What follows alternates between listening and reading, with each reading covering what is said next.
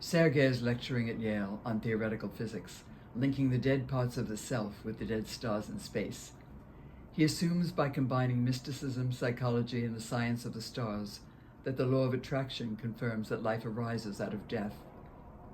His theories expand on his father's, a conservative physicist, acclaimed for his work on the electromagnetic field and the force of gravity and its effect on the electrically charged object. Sergei goes further, like meddling, and concludes that gravity is God, for it can enliven dead matter and bring the dead back to life.